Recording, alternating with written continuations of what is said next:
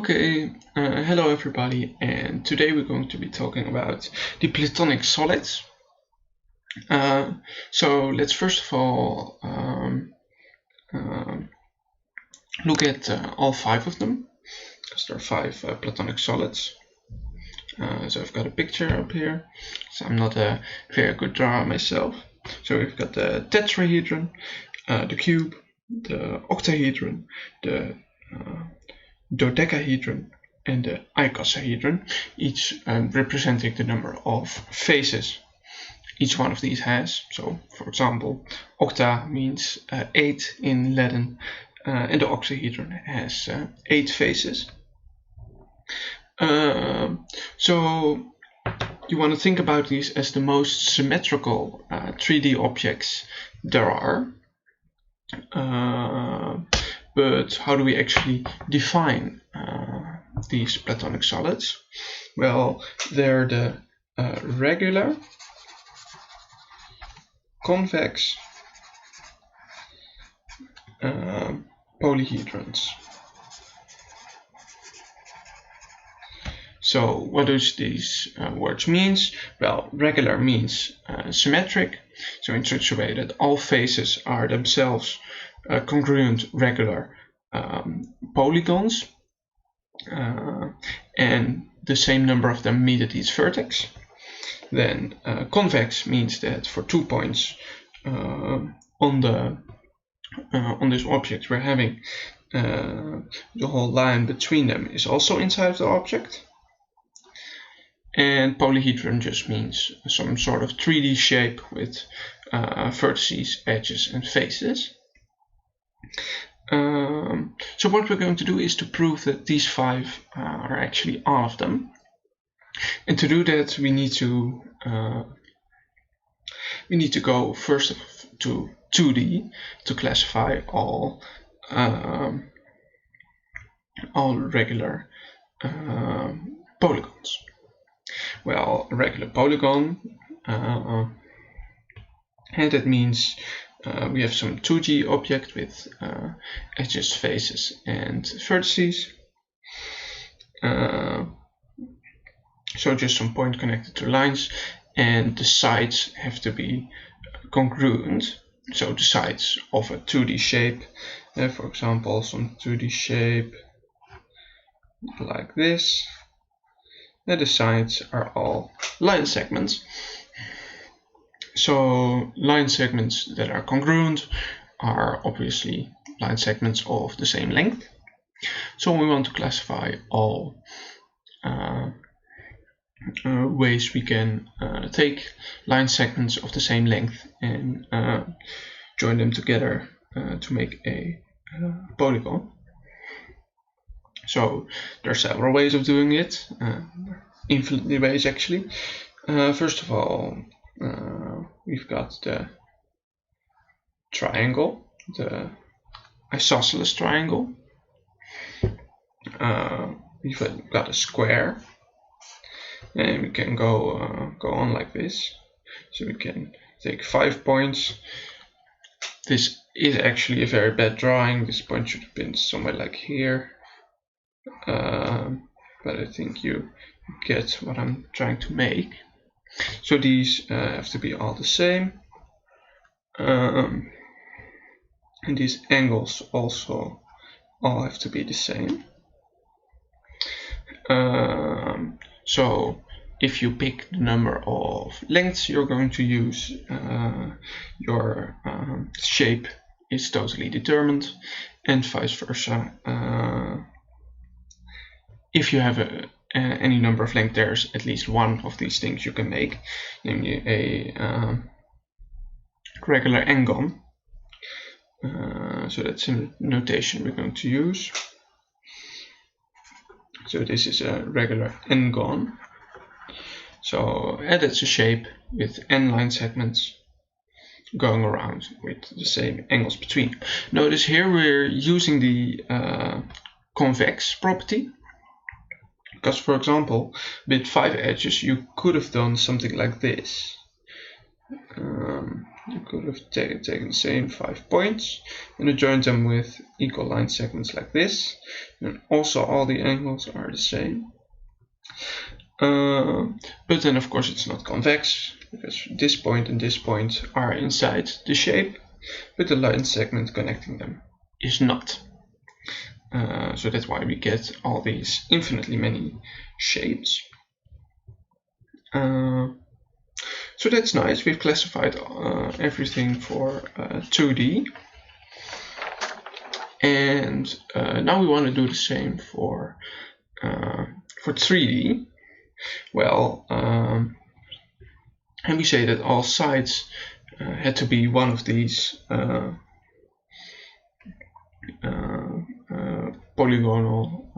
polygons we just classified.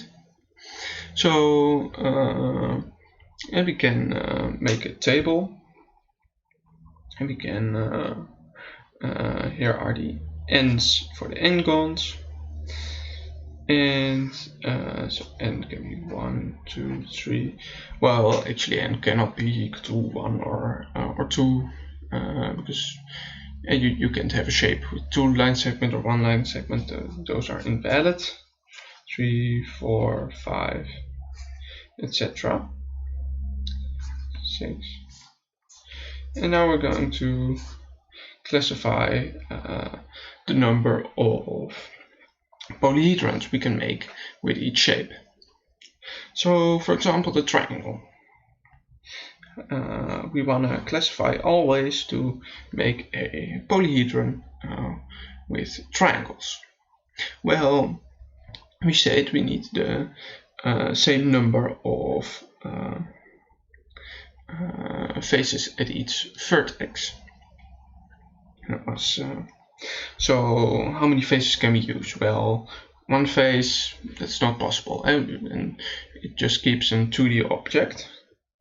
Let me try 2 faces at a point. So actually, to construct this, you would take a point and adjoin these 2 lines to each other, like and maybe you want to cut it out of the paper and then glue these 2 things together.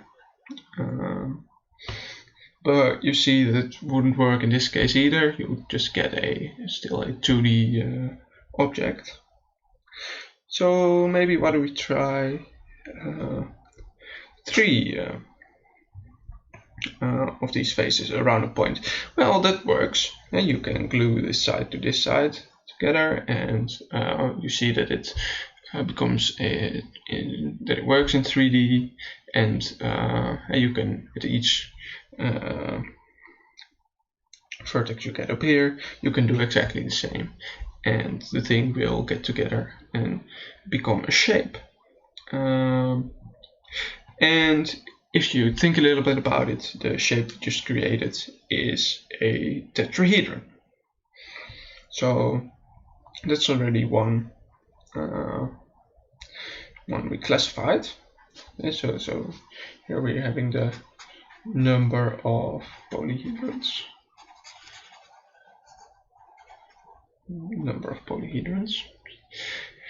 And okay, so we've already gotten one. We've got the tetrahedron. That's nice. Now, if we try 4 of these faces around the vertex, well, that's also possible. You can glue these things together, and you'll see that what you've created is a octahedron. So that works. That's nice. Okay, now let's try 5. That also works. That becomes the icosahedron. So that's we've already gotten 3. Maybe it also works if we try to make it 6. Well, that won't work. You see we've gotten a 2D shape again. Gluing these things together is possible because they're already together. So it doesn't curve into 3D, which you need to make a 3D object. So this is just a tiling of the plane, and you won't get anywhere. Let's try it with the cube. with a square, I should say. Already. Okay, so well, 2 won't work, and it's just getting 2D. So we need at least 3. That's in general, we know that. So we can try 3. That works. We get the cube. So we found one. Take it up here. And then you see 4 actually doesn't work as well. Just like the 6 in the case of the triangle. And then you can try 3 in the next case. So you can try and draw 3 of these together.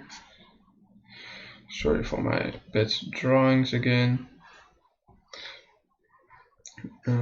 Something like this. And you see there's a little bit of a gap in between those 2, so you can curve them, and it becomes a 3D object, and we get the dodecahedron. So that's all nice. Does it work with 6? 6 is we get this shape, and we see this shape actually tiles the plane, and if we get 3 of it next to each other, we know we need at least 3 of them, because otherwise it won't work, as discussed earlier. And this does tile the plane. There's no way to curve it, so we don't get a Platonic solid. So here we get absolutely 0 of them. So indeed, we see we've classified all 5 of the ones we wanted to find. We found no extra of them, so that's nice. Well, and we've constructed these so that the number of at each vertices, at each vertex, we have the same number of faces. In each face, of course, we have the same number of vertex, because all faces are congruent. So we could make some table about the faces per vertex and the number of vertex per face for the tetrahedron, the cube, octahedron, dodecahedron, and icosahedron. Now, and one easy thing, and the number of vertex per face. That's just via the way we've constructed them via polygons. So we use 3 for the tetrahedron, the octahedron, the icosahedron. We used 4 for the cube, the square, and 5 for the dodecahedron.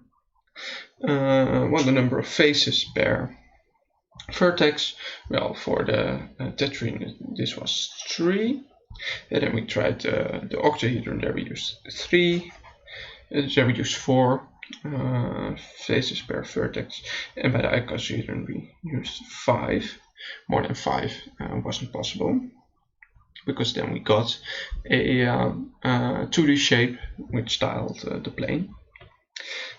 Same thing for the cube. We used 3 faces around the vertex, and the same is true for the dodecahedron. We also used 3 faces around the vertex. So why did we make this table? Well, there's a really nice idea about duals. So you see that the cube, for the cube and the octahedron, these things have just been swapped with each other. And the same is true for the dodecahedron and icosahedron. They've also swapped. And well, how does this work for the tetrahedron? These numbers are the same for the tetrahedron, so it's swapped with itself. So this way we get an idea for the notion of a dual. So we can take this pair faces pair vertex and vertex per face. We can denote it as pair p comma q. So for the tetrahedron this is 3,3, the cube this is 3,4, etc. And the dual is just the thing generated by swapping those. So the dual means q comma p. And why is it called dual? Well, when we apply this thing again, we get the same thing back. So we always match two things together. And what's nice about this dual idea, this notion of a dual, is that you can get from one Platonic solid to its dual by taking the solid, taking a point on its the midpoint of each face, and connecting those will get you its dual. So for example, we could take a cube, something like this. We could take the midpoints. So here we have a midpoint of this face, down here, up here, here, and we can connect them. If the two faces are connected, then we connect also these things, and we see if you have a good picture, the thing you get is exactly the octahedron, and vice versa. This also works for the octahedron. You will get a cube. That's a nice thing that's true for these duals in 3D. Speaking of dimensions, and what we've seen so far is that if we make a table of the number of dimensions versus the number of these regular shapes, so I'll call it shapes, as for shapes, we see that in 0 dimensions, well, you can only have a point, so that's just 1. In 1 dimension, there's only a congruent line segment, so we've only got 1. 2 dimensions, we've got infinitely many, countable infinity for set theorists. And in 3 dimensions, we've gotten 5 of them. Now, it's interesting to look to do the same construction we did at the beginning again and again for some dimensions further. If you're interested in it, it's a nice exercise to do. I'm not going to do it down here.